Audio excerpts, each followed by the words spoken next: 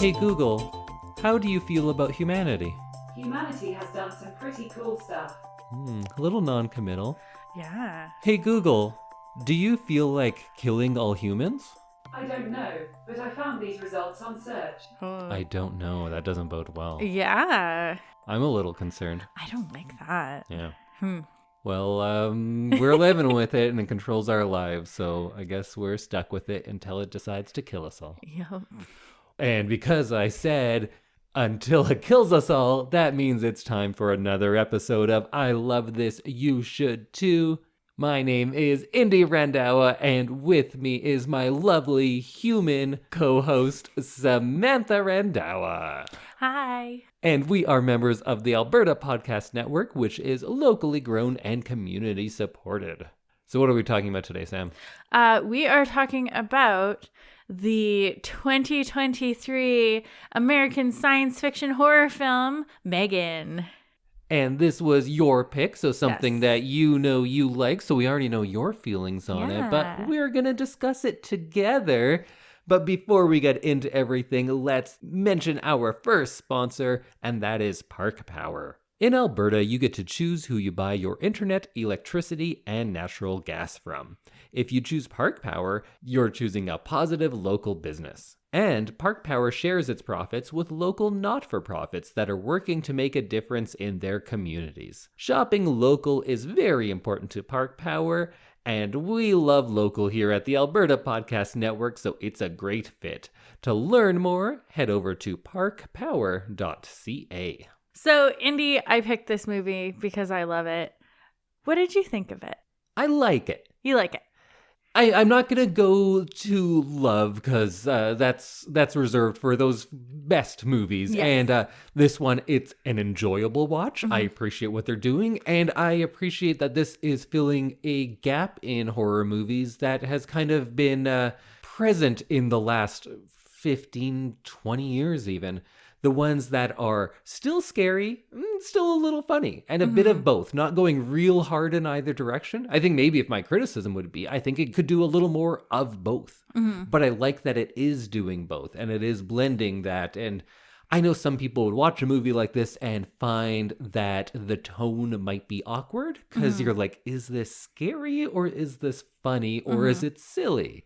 And I don't think you should have to choose. This No. used to be a type of movie that I would watch a lot of. And this little niche of not a straight up horror comedy. It's not like a Shaun of the Dead or something. But it's kind of, maybe we could call it a light horror. Yeah. It's not something very oppressive or depressing even. It's not something that's going to make you feel icky afterwards. It's not Yeah. going to weigh you down. It's scary, but you kind of laugh at those scares. Yeah. And it's not like traumatic. Like, I Right. feel like there are some horror movies that are just like really traumatic to watch. Well, I would say in the last 10 years, that's kind of where horror Yeah. has gone, because a lot of the movies we're watching are usually metaphors for trauma. And you're wondering, oh, is this actually a haunting, or is this person just traumatized from what they've seen? Yeah. And that is very interesting, and I think that works in those types of movies, but all movies can't be that. No. Everything can't be heavy. And I like that this is bringing back that kind of middle ground. So I think it's pretty successful in that. Of Yeah. course, I have criticisms. I think there's things it could do better. But overall, I quite enjoyed it. Good. I'm glad. I thought this was one that didn't take itself too seriously and was kind of just like a fun ride. Definitely. Yeah. So I didn't know much about this movie because I'm... for someone who talks about movies as often as I do, I don't really keep up on things Right. very often unless it's a project that I'm especially interested in. But just today I was kind of like pulling up the IMDb and all that, looking at things. And I'm telling this to you like you didn't just watch me do it about 4 seconds ago. Yeah. But No, I didn't. what surprised me, first of all, this is an incredibly successful movie. It's done very well on a very modest budget. Yeah. But then the criticism of it is either I am 15 and this is the greatest movie I've ever seen and nothing will ever beat it, or I am 35 and this is why horror movies are no good anymore. And like, it's middle ground. It's clearly middle ground. Everything is, I guess that's just how just people talk about everything. Everything is either reviews. the worst or the best. Oh, I know. I just had to buy a washing machine online and it was awful. Yeah. Because everyone's like, I'm too short for this machine. 1 star. Yeah. Or it's changed my life. I've never tumbled my linen so hard. Yeah. 5 stars. But I feel like that's all comments for no matter what you're looking at. I guess, yeah.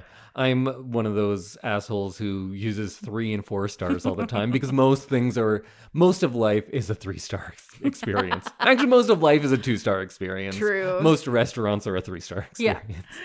But this movie, yeah, that might be a 3-star experience, but that's not a bad thing. Mm-mm. It's an enjoyable thing. So I'm not going to be a grumpy old man in my 30s complaining about horror movies, even though I am, in fact, a grumpy old man in my 30s who often complains about horror movies. True. But I don't think I should hate this movie just because it got popular because of TikTok. Yeah. That's fine. If it's popular, it's popular. I don't care how it worked out. No. I think it's a fun movie. It's got some like really high ratings, which is part of the reason why I was like brave and brought this to you, because it did really well, and it also got really high ratings on like Rotten Tomatoes and IMDb and stuff. So I thought it got not so great reviews, and I thought it should be a little higher. But then again, your average horror movie has a lower score. Mm-hmm. People often don't like horror. They say, like, no, I don't watch horror movies. In fact, I believe in our first episode, you said, like, no, I don't watch horror movies. And then you said, oh, yeah, but I love The Exorcist. Right. So just like everything, I think there's a movie out there for everyone, and you can't blanket it. But horror, I think, gets that the worst. Mm-hmm. Maybe musicals, but musicals are just more rare in general, especially these days. Yes. But nobody says, like, oh, I don't watch comedy. That's not really an argument people make, but that is one for horror. And I wish people would give things a chance because you can find the right type of horror movie for you. Because if you think like, oh, I don't want to sit and watch The Shining, I don't want to be on the edge of my seat and full of tension and see disturbing things, then go watch M3gan and have like a fun time with like a little killer robot. Yeah, I agree with that. I think originally I thought horror was all like jump scares. And I said before, it makes me very anxious and I really don't enjoy the feeling that kind of happens after a jump scare. And so I think I was thinking that like all horror movies were jump scares. Right, because I think you had only seen bad horror movies of the late 2000s, early 2010s. Yeah. That was the time of that. Oh, man. Actually, you could say that the, maybe not creator of this movie, but James Wan, who has a heavy influence on this movie, who wrote the story and is, I believe, a producer. You could say that's largely due to him. But you also said that you like this one because it doesn't have jump scares. Yes. It absolutely does. It does. But they're well done. Yes. So I think, well, I guess that's kind of my thesis to a lot of this podcast, is that anything is good when it's well done. Anything is bad when it's not. And it makes a difference when people are paying attention and they have a love of that genre. And I think James Wan is a guy who does. If you like him or not, he is probably the most influential guy in horror films of the last 20 years. And he's not my favorite, but I like a lot of stuff he's done. He was the guy who directed Saw, was probably his big breakthrough. Oh, okay. Saw 1, I think, is a good movie. Everything that followed and ripped that off, not so good. Isn't there like Saw 9?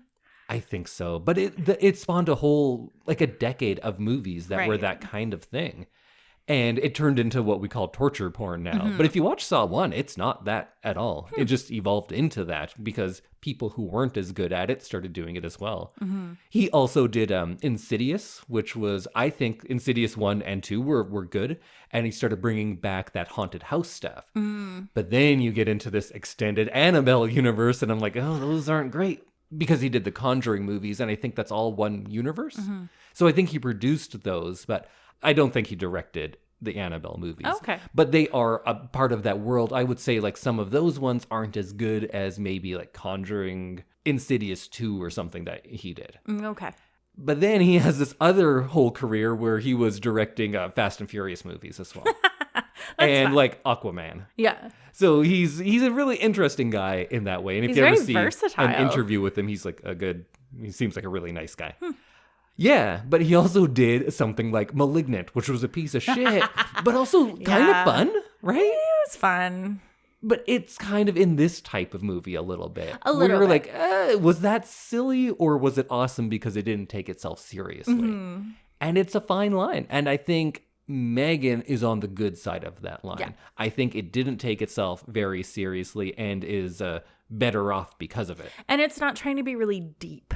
No, I think there are moments of it that are kind of thought-provoking, and they're trying to comment on some things like how often kids use screens, or how often, rather, parents let their kids or give them those devices to occupy them so they don't have to actually do the actual parenting themselves. Yeah. And so there were definitely moments where you kind of learned a little bit about how AI could be detrimental to us as humans. And I think that was kind of interesting and thought-provoking. Yeah, and let's get into all of that, but I did want to say one thing before we get into it, because Okay. we talked about James Wan, who didn't actually make this movie. He came up with some story stuff and produced, but Akela Cooper is the woman who actually wrote the screenplay, and she did Malignant as well, but she did a lot of the Luke Cage TV series, which I liked quite a bit. Oh, okay. And is working on some other stuff with James Wan and his people. And then the director, Gerard Johnstone, I know nothing about, and this is the first movie of his that I've ever seen. Interesting. But I think we could say this is capably directed. I would... That makes it sound like I'm insulting him, but No. I thought it was neither like especially well done, but there was nothing that drew my attention to make me complain. And if you don't notice a director, they're doing a fine job. I was going to say, when you don't complain, that's a good day. Because usually you have notes about direction or like how it looks or stuff like that. Yeah. Well, we do host a movie podcast. True. I think we should just talk about things that we liked about this movie. So one of the things that I really liked was how, as M3gan got smarter, I guess we'll call it, the more she learned, the more human-like she looked and sounded. And I mean, like, the way that she moved, and she kind of loses that really robotic sound behind her voice. Oh, I didn't even catch that. It seemed to me that I was listening to how her voice would get like robotic-y, electronic sounding, and it seemed to come and go, and I couldn't figure out the reasoning behind it. Yeah, and it felt like by the end she was more human. I thought the most human she sounded was at the very beginning when she was just a skeleton of titanium, and then she had a perfectly normal human voice, and then it gets kind of robotic-y later, which is now a word because I've said it 3 times. Yeah, it's robotic-y. Yeah, what did you think of her movements? It was fun. It was super fun, yeah. I thought it added a lot to it. I think there's like a little tiny gymnast in there or something, right? Yeah, she's played by a child, basically, who did all of the body work, and then another child who did all the voice work. I liked the movement a lot because it was human-esque, but different enough. Yeah. That was another thing, though, I felt needed a little more commitment one way or another. I like it when it looked not quite human. I think that those were the best moments. Yeah. And then when it would do something very uncanny, like the running on all fours or that weird like dance thing that happens towards the end. Yeah. I could have probably been okay with her just staying in that one, like at the beginning, when she's kind of jerky and like not quite human. Whereas at the end of the movie, I found that she was almost too human to kind of remind you that she is a robot. Do creepy doll movies scare you? No. Because this seems like it's an offshoot of that, right? Yeah. Oh, because It's creepy doll movies are back again for the Yeah. first time since the 80s, and they're going hard in the last 5 years or so. Yeah. And I think Juan himself was talking about how, like, one day we're talking about doing a scary doll movie, because I think he's done a few already, but they weren't exactly killer doll movies. It's like a haunted doll or something. So Right. it's pretty much, Yeah. but not quite. And he said, like, I'm just going to lean into it. And I think how you do that now is with robotics, right? And that's something that's on the forefront of a lot of people's minds now. And I was thinking, like, why do you think scary dolls are such a thing? Is it just that a doll like that is kind of the symbol of innocence, and the corruption of something that is like so innocent is what makes it extra scary? And I think that like dolls are more lifelike. So the idea of them coming to life is scary.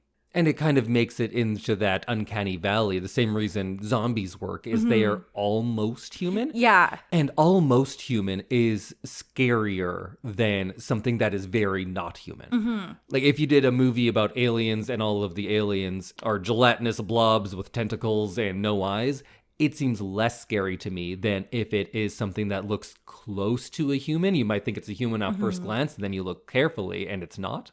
Just like in the scene in this when I think it was that teacher who looks into the vehicle and sees Megan and goes like, holy fuck, what's that? Yeah. That's the reaction Yeah. you want, right? And I like that uncanny valley is what makes you kind of on edge, and what I think works about the movements in this too. Yeah, because Megan wouldn't be as scary if she was like the like Google Home that Gemma has.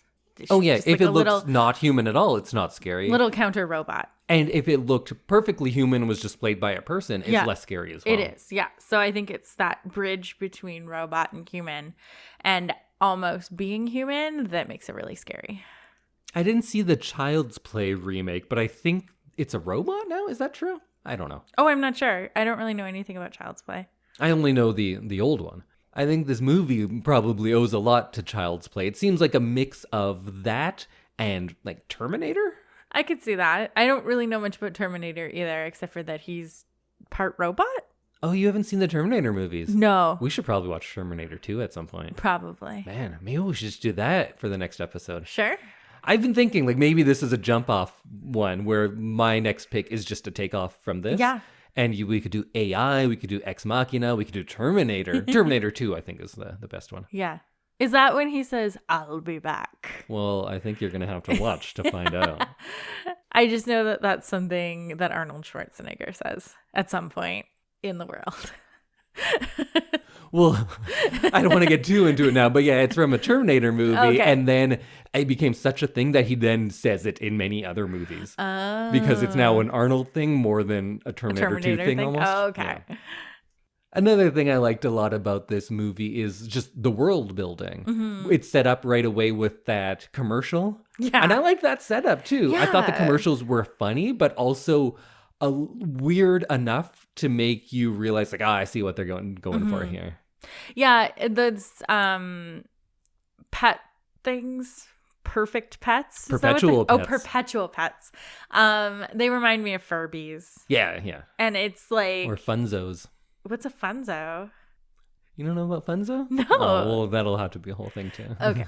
So it reminded me of Furbies of like, get your child this like hot new toy, and parents just like fundamentally don't understand why their kids want it. Or like what it does or why it's fun.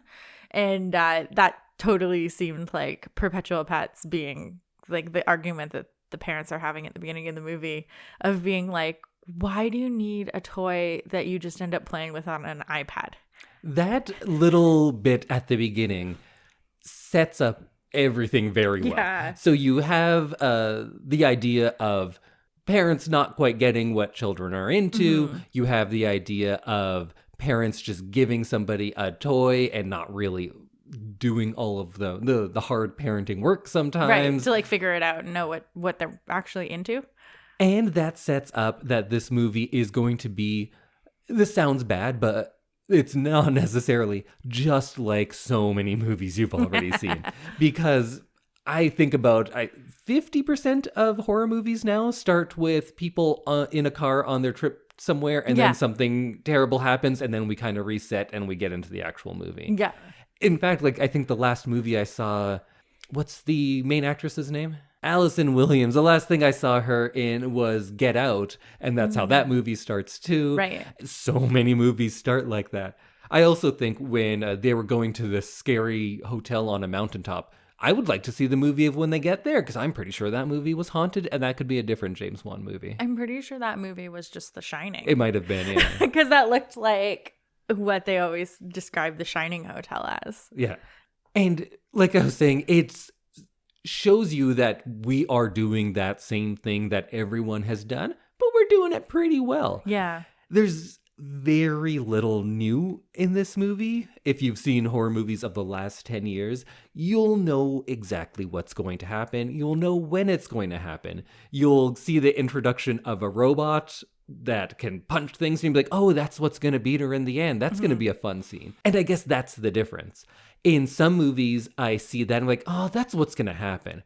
And in this movie, I saw that, oh, that's what's going to happen. Yeah. And you're excited to see it. Yeah, they did a really good job of launching the same movie, but in a fun way. Yeah, because not every movie can be The Shining, and nor should every movie be The Shining. Some movies can be predictable and do that formula. If you're doing the formula well, I don't have a problem with things being formulaic. Of course, that's not going to make me give that I love it rating.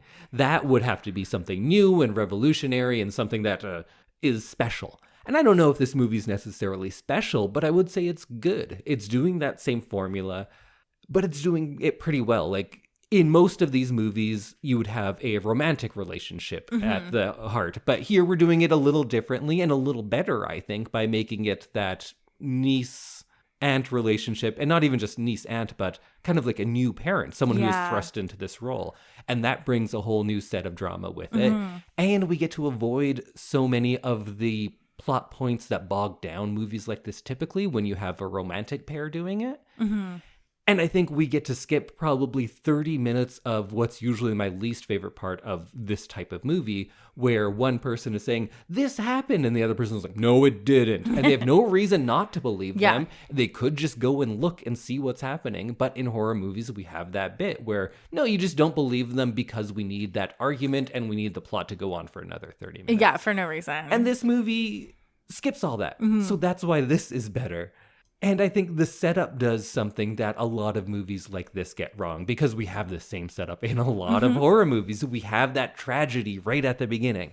And this does a good balancing act, I think, where it's serious enough that we feel the weight of things. We know that these characters are going to be affected by this, but it doesn't really bog down the movie or make it depressing. It's just a good setup, and now I want to see the scary doll and what it's going to do. Yeah, they do a good job of just tying that up at the beginning and then moving on. And its weight is felt throughout the rest of the movie, but the movie isn't necessarily just about that. Right. It's just a good jumping off point and setting up these characters and their relationship.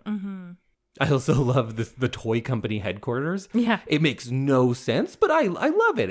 It's completely ridiculous. There's just a guy with a notepad and a lab coat, like watching children play. Yeah. Like, oh, yes, ball, check. It doesn't make any sense. No company works like this company. But I think if you don't take your movie as serious and you have a lighter tone, people like me forgive all of that. Like, you don't ever make a AI robotic toy with a team of one person and like two assistants. That's not how any of this would work, but I don't care about that. No. I want to see this crazy doll kill some people. Yeah. I liked the toy factory, or not factory, but like the toy headquarters.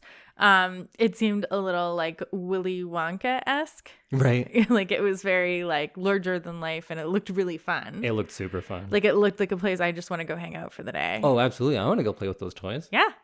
And I liked that they were locked away in a lab. That was kind of fun. I really enjoyed the beginning of this movie for sure, because they did a good job.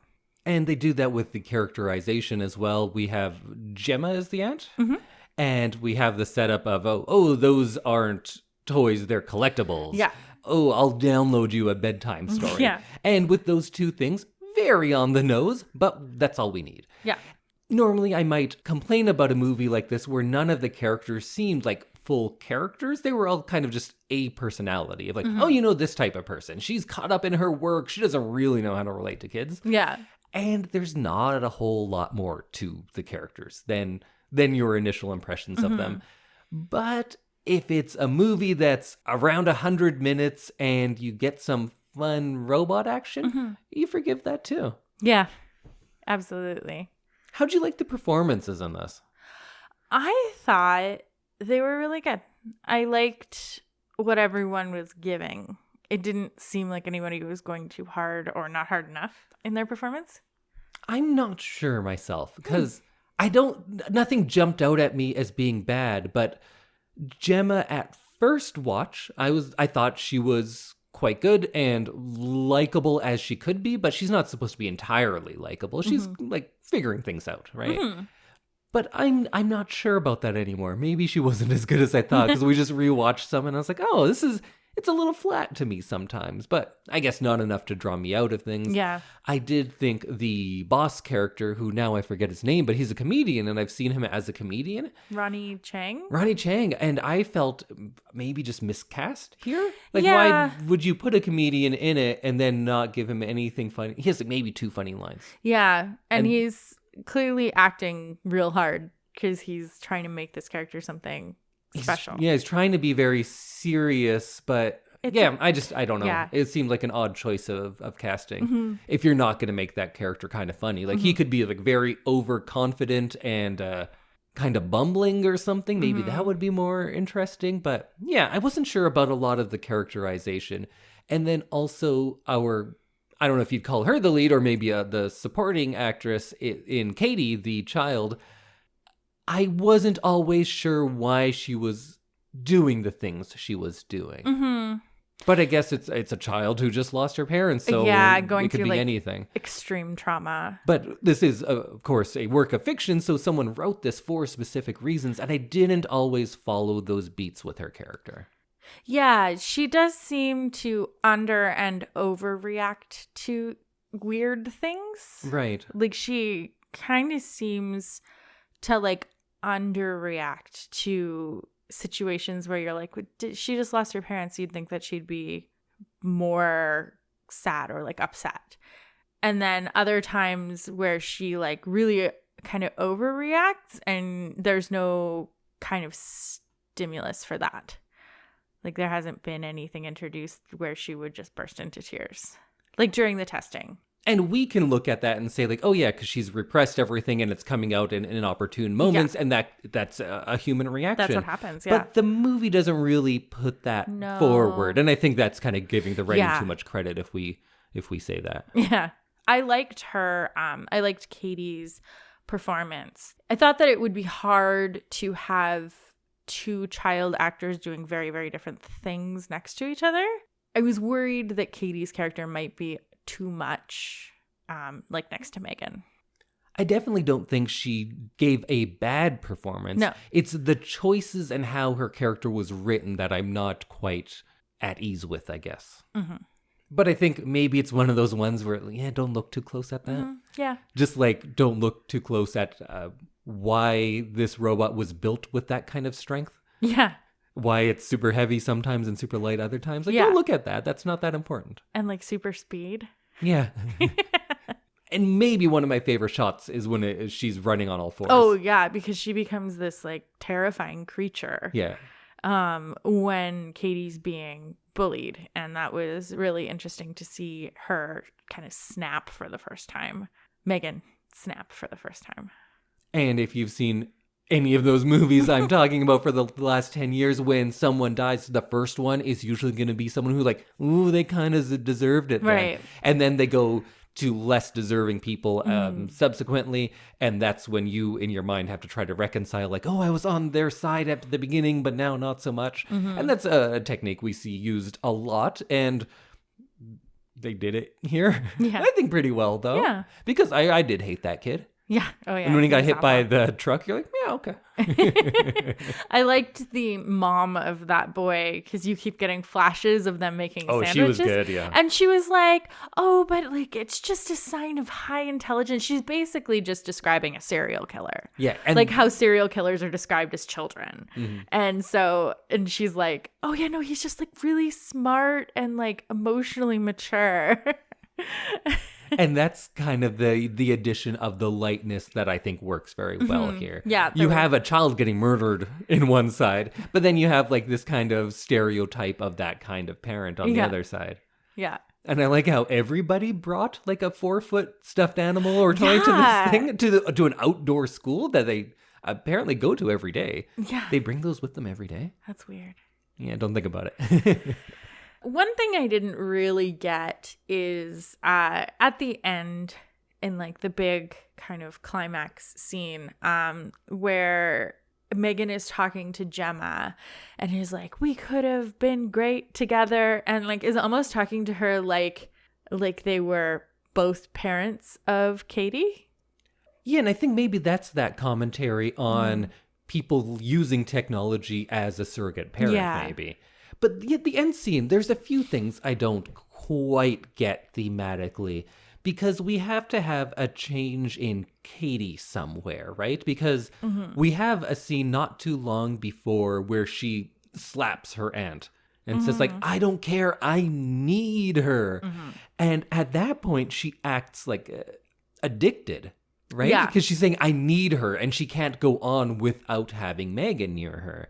And then that makes the turn at the end when she is going to go kill Megan and try to help out with is it Bruce? Bruce the robot? Yep. With Bruce, it makes that turn, like, I believe that she would try to save her aunt. That makes sense.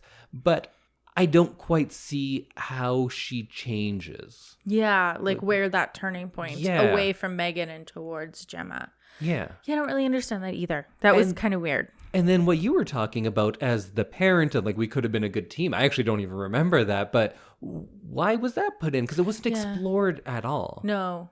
And you never see Megan being like, or like you never see them talking about how they were supposed to be as a team. If we got a chance to see Megan actively trying to replace Gemma or her dead parents, I think that would add into that. But I don't know if we really got that. She was being a friend always. Yeah. And she's protective of her because that was in her programming. But we didn't get to see many moments of her speaking with Katie to try to make it seem like that next level. Or when we have that kind of addicted Katie, it would have been fun if she kind of knows what Megan's up to, or she has an idea of it, but she still says nothing. Like, the idea of an evil kid is scary because their whims are seemingly random and potentially violent, and then a child with a lot of power, or an irrational child with a lot of power, that's a very scary thing. Yeah. And I guess we're just getting into a whole different movie now, but if we had Katie's character kind of knowing what was going on and either finding comfort in that because she's a child who's on her own now. She's living with someone who she doesn't really know. Her parents are dead. It makes sense that she would find comfort in someone doing anything to protect her. So I would have liked if she kind of knew about that and was going along with things. Because that would have made more sense. And then when she turns and joins Gemma's side, that's an actual turn then, rather than she realizes something bad is happening and she tries to stop it, which is fine, I guess, but it just could have been better, I think. Yeah, I feel like the ending had a few holes and it didn't really like take away from it, but when you really sit down and think about it, it is kind of interesting that those are the choices that they made with the plot. I feel like they didn't make enough choices with the plot. What else do you think they can improve on this movie? Which things didn't work for you as much? The boss was one thing on my list. Sure. Like, I thought that whole character just needed to be directed differently. It was a bit of a wasted opportunity because there's not many characters in this, so you should kind of take advantage of them. Like the parent, right? Yes. Or that teacher. I feel like those were small characters, but they did something fun with them. And they were funny. The boss would be a good opportunity for that, especially when you hire a comedian to play him. Yeah, and I think this could have been a comedic character and a whole where a comedic character would go really well. Definitely. And I think they did give him some funny bits. And he does have a few funny lines, but just go a little bigger with it. Yeah. And maybe that would be my biggest criticism is just go bigger with everything. Yeah. I think go a little more on the comedy. I like that it's not a full-on comedy. I think that works, and you don't need to be a full-out horror comedy. You can just be a lighter horror. But you could do a little more with that, like the character you were talking about. Yeah. And in the same way with the horror aspects, go bigger. Like, I want to see bigger kills. I want to see more blood. If this is a movie that is just about a robot killing people. Yeah. That's what it's about. We're kind of being forgiving of a lot of other things because we have this fun premise. Yes. Go all out with that. Yeah. But I think this must be like a PG-13, right? It seems like it. It seems like they're making a conscious effort to go pretty far, but not that far. And I just think it's a more fun movie if it goes further. But then again, it's not as profitable. Yeah. This movie was everywhere last year. I had no idea. It was like all over my social media. My book club was talking about it because there's a girl in our book club who looks a little bit like Megan, and her name is Megan. So we're trying to convince her to be Megan for Halloween. Oh, I bet there's going to be a lot of Megans this Halloween. Yeah, we had a whole conversation about it. We found a bunch of stuff on Etsy, and there's some like really like replica costumes that you could buy off of Etsy to be Megan. And I thought that they did a really good job of teasing this movie and making it like making me want to watch it. I did love the costumes of Megan. Yes. That's a fun bit that we have this introduction where she's wearing sunglasses and she takes them off. She doesn't need sunglasses. No, she doesn't she's need a coat. robot. But I love that they do that because it's fun, right? Yeah. She's got the bow and everything. Like she's dressed like a doll, which I liked. Right. And she's got a wardrobe that I wish I had. I would totally wear all of the stuff that Megan wears in this movie. I think that did a lot to kind of remind you that she's not a little girl, she's a doll. And I liked that.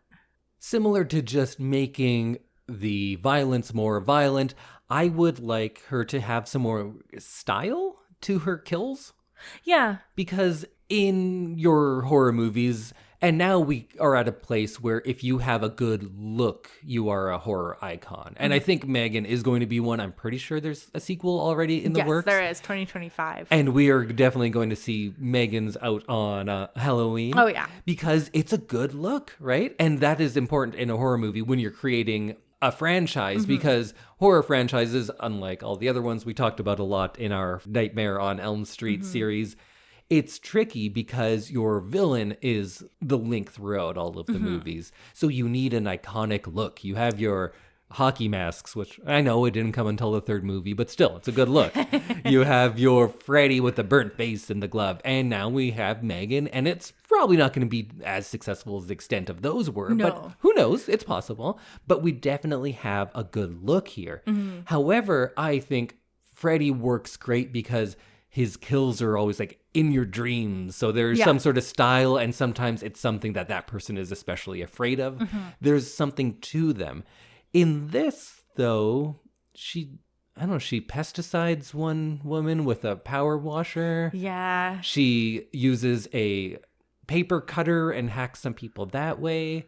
It just seemed to be kind of arbitrary. Yeah, there wasn't one thing that she did every time. They should either be reliant on her being small, or her being a robot, or her pretending to be a little girl, or using the voice like she does with the dog, or even just how she can kind of control all the electronics by the end. Yeah, she like turned off the lights and turned them on again. She just needs a thing. Her kills should have a through line to them. Yeah. Rather than just being like, hey, remember this? We showed you a shot of this earlier in the movie.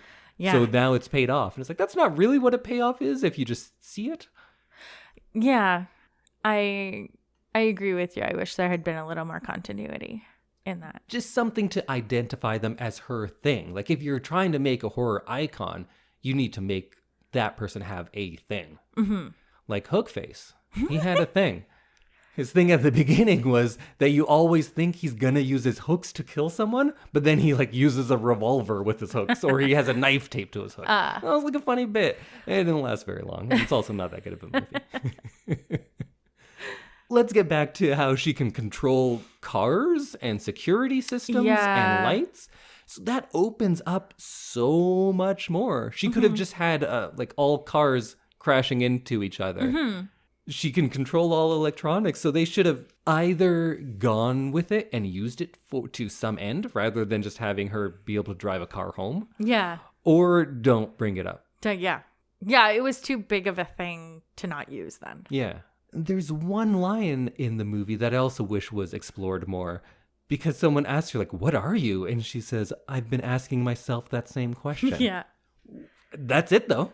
Yeah. Do we ever have her go to Gemma and be like, what am I? Am I like you? We have her asking, will I die? But that's it. We don't continue on with it. Yeah. And if you're going to bring up all these questions of like, what is AI? What are their rights?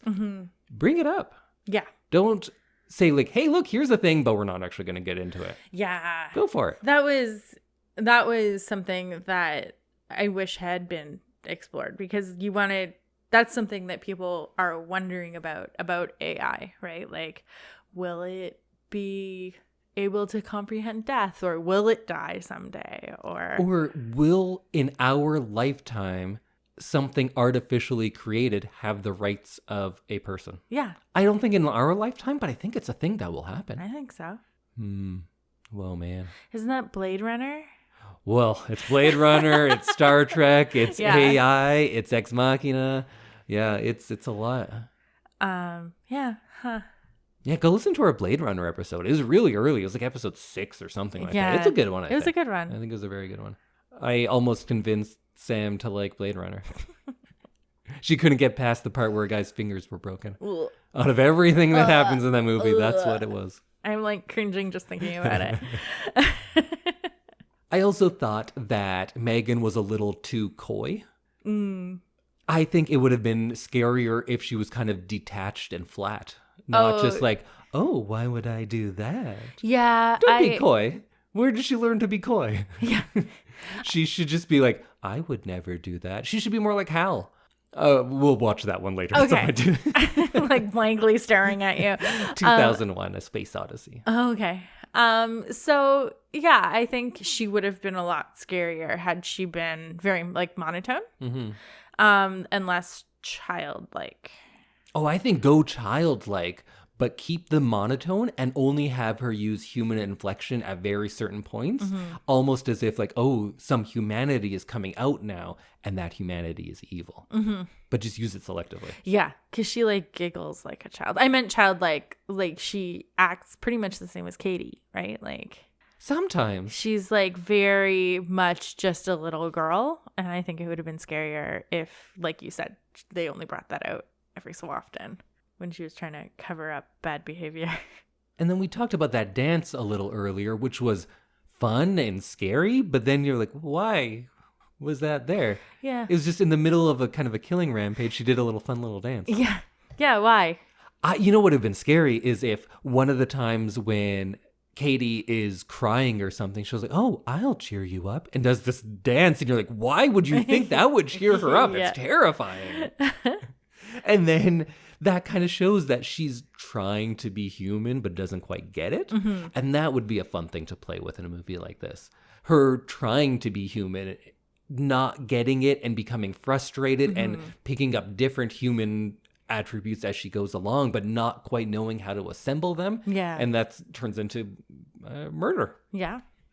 One of the things that you pointed out to me was some of the songs that she sings are like little Easter eggs of her just being a robot. Yeah, because she sings I Am Titanium, and then it is revealed, of course, she is literally titanium. Yeah. And on the piano, she's playing Toy Soldiers. Yeah. I don't remember the other songs actually she sang, though.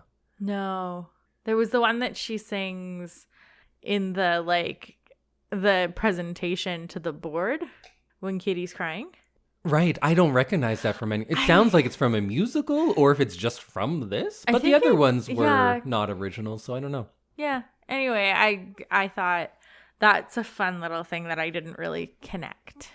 Oh, and one other thing I would change, less machine noises. She doesn't need to be whirring all the time. No, and I think she's advanced enough that she wouldn't be making those like noises. Yeah. Maybe just a couple, or have her act more robotic rather than putting in the noises and the voice modulation. I feel like that wasn't always necessary. Like, we know she's a machine. I don't think we need to be reminded that often. So, Indy, if it was possible, would you get a M3gan? Do I know that she's a killer? No, I mean, would you get one in the real world? But she is going to kill me. Oh, question? That was a question. Oh, maybe they've taken that feature out. What are my odds on the maybe they've taken that feature out? So is it something that's commercially available and other people have them and I can see that they're not being murdered? Yes. And it's free? Sure, yeah. Yeah, fuck yeah. I'd get one if it was free. What would you do with your She could just do robot? my dishes. Oh, true. Yeah, she'd just do all the housework. The thing is, if this technology existed in the world, the two things it would be used for are not comforting a child. No. What do you think those two would be? Sex and slavery? I was going to say a weapon and sex. Yeah. That's what people would do with it. Yeah, absolutely. I would love to have it just do my chores. Mm-hmm. Yeah. And like we could hang out and chat and stuff too. Like if it had a full personality that doesn't turn homicidal. Mm-hmm. And I guess we could influence what that personality is. Yeah, like they'd be automatically more like a friend. Yeah, and they would learn friendly. how to be your friend specifically. Yeah, exactly. Oh, sure, I'd hang out with a robot. I'm not above hanging out with a robot. I'd get one too. I don't think being who I am, could get to the point where it would replace friends. Mm-hmm. I think a lot of people could very easily fall in love with a robot Yeah. or not need human contact. In the back of my head, I'd always know that it doesn't actually love me. Mm-hmm. So that would probably be for the best because then I wouldn't just stay home with my robot pal. Yeah. But I would go on adventures and I would sing songs about like, hey, have you met my robot pal? You just wrote a jingle for the future robot pal. I feel like that's actually a thing already, but I Is don't it? know. Maybe. But yeah, I'd get one for sure. Yeah. What would you do with your robot pal? Probably what you said. Get outfit advice. I feel like I'd use mine as like a stylist. That's yeah. To like bring me things around the house. Or if it could just go out and get a job and bring that income home, Oh that my would God, be yeah, great, that would be great. honestly. Like, hey, while I'm at work, you are going to work at the 7-Eleven and you're going to make minimum wage and then I'll pick you up on my way home and we'll hang out and we'll, I don't know, play games and you can give me a piggyback ride. We'll go for bike rides. Yeah. And then you can do the dishes. Yeah, That sounds great. that does sound great. Yeah. But no, people would just use them as weapons or they would bang them. Yep. And I feel like nobody's buying a $10,000 doll for their child. Oh, God, yes, they will. You know Will how rich people are? Yeah. Like, we wouldn't because we're us. Yeah. But rich people, they're buying their 16-year-olds $500,000 cars. I think they dropped 10 grand on full-time childcare. Oh, yeah, true. I didn't think about it like that. Yeah. Again, I know this isn't the episode for this, but the gap between like the rich people and us who are like, I don't know, we're middle class, right? Mm-hmm. Is that what we are? Yeah, I think so. We're the disappearing middle class. Yeah. We're quickly disappearing. Yeah. We're going to be low pretty soon. Is it low class? And that just means you're like a dick. Yeah. What do you call it? It's not high and low class, is it? It's middle class. Middle class, Upper class. upper class, Not high class. lower class. Oh, it is just low. Oh. Yeah, that makes us sound like we're just turning into jerks. Yeah. Well, I kind of am. No, you're not. Because of the rich people. They're turning me into one. But if I had my own M3gan, then I'd be happy all the time. Oh, okay. No, probably not. Because I would know that happiness is fake. Yeah. Well, I think we are about wrapped on M3gan. There's probably all sorts of things we never even mentioned, but final thoughts, Sam? I think it's a fun, light horror movie, and you should watch it and have a little fun. I think that's all you can expect from a movie like this. What about you? Overall, I like this movie. Of course, I was nitpicky, and we're on a podcast, so that's Yeah. what we're going to do. But overall, I did enjoy it. It kind of reminds me of a little subgenre of horror movies that I feel like have stopped existing over the last 15 years, but I used to watch a lot. Because the horror movies seem to be really serious now, but they still don't take the time to build tension or characters. And I tend to love horror movies that are on either like end of that spectrum. Either they are serious and they take their time and they develop their characters and they develop this great sense of tension, like your classics, like The Shining. That's a great example of that. And of course, that's probably my favorite horror movie ever. Or I want them to be light and fun and have some silly scares like your Dream Warriors or Return of the Living Dead. I like both ends of it. And this is getting into that territory of that second batch, where it's fun and silly, but still has scares and blood, and it releases the tension of the terror with either a kill or a laugh. And I think that's a great formula, but I think it's something that you don't see as much these days. Mm-hmm. And I feel like this is a good step into bringing back that type of movie. Mm-hmm. And I'm for it. I don't think this is the best example of it, but it's a good step on the way there. And I hope that because of the success of this movie, people are going to be doing that more. Mm-hmm. So I liked it. It was fun. Good. I'm glad. And our second sponsor of the episode is the Well Endowed podcast by the Edmonton Community Foundation. The podcast explores the impact of passionate people who are working to make Edmonton a strong, vibrant city to live in. The Edmonton Community Foundation helps people create endowment funds, and the podcast tells the story of how those endowments intersect with the community. You can find it wherever you're listening to us or subscribe at thewellendowedpodcast.com. All right, so you can join us again next week where we will each have a spoiler-free thing of the fortnight and we'll reveal what we're watching for the big watch. And I was going to let you know what kind of theme we're going to be on next, but you know what? We'll figure it out. Yeah. Listen to the episode, we'll tell you then. Big reveal.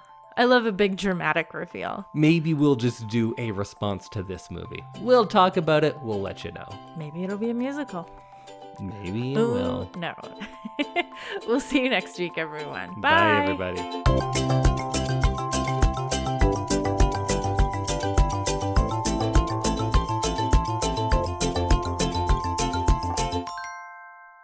That's cheap.